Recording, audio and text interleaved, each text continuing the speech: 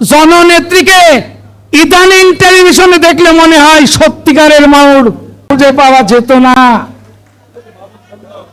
আজকে আওয়ামী লীগের সেক্রেটারি সাহেব আছেন, আমাদের এমপি সাহেব আছেন, উদীয়মান নেতা টোকেন চৌধুরী আছেন। আপনাদেরকে একটি কথা বলে যাই, আমি অত্যন্ত ক্ষুদ্র একজন কর্মী, আমার কোনো পদ পদবি নেই।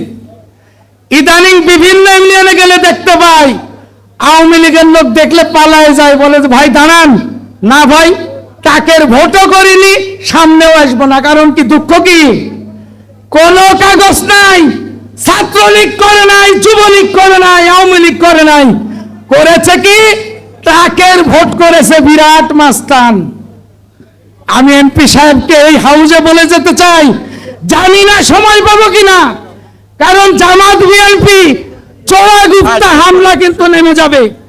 জামাত বিএনপির এই হামলায় আমরা পড়বো কিনা জানি না, বাঁচবো কিনা তাও জানি না। যারা টাকের ভোট করেছে, আপনার লোক, আমরাও টাকের ভোট করেছি, দয়া করে দুর্দিন আসছে, এই লোকগুলোকে সাবধান করে দিবেন।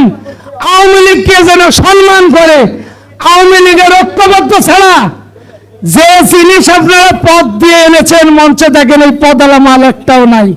আসেইনি, গর্তের ভিতরে ঢুকে গেছে।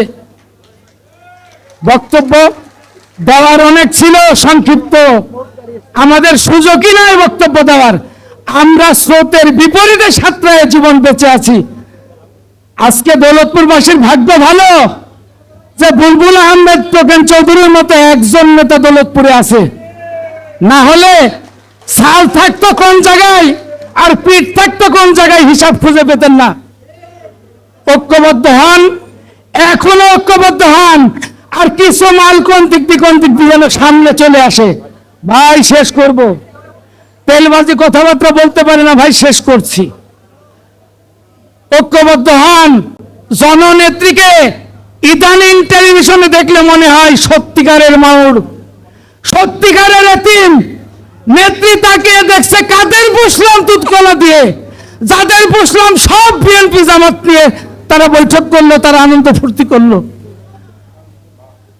ঐক্যবদ্ধ হন, যাতে করে দলটা বাঁচবে, দেশটা বাঁচবে। এই সুন্দর অডিটোরিয়াম জননেত্রী শেখ হাসিনা না থাকলে হতো না। আজকের হালুয়া রুটি আমাদের, এই শেখ হাসিনা না থাকলে হালুয়া রুটি হতো না, মাংস রুটি তো দূরের কথা। সবাই ভালো থাকবেন। সমস্ত আওয়ামী লীগের প্রতি কৃতজ্ঞতা জানিয়ে আমার কথা শেষ করছি। জয় বাংলা, জয় বঙ্গবন্ধু, জয় হোক আওয়ামী লীগের মেহনতি মানুষ।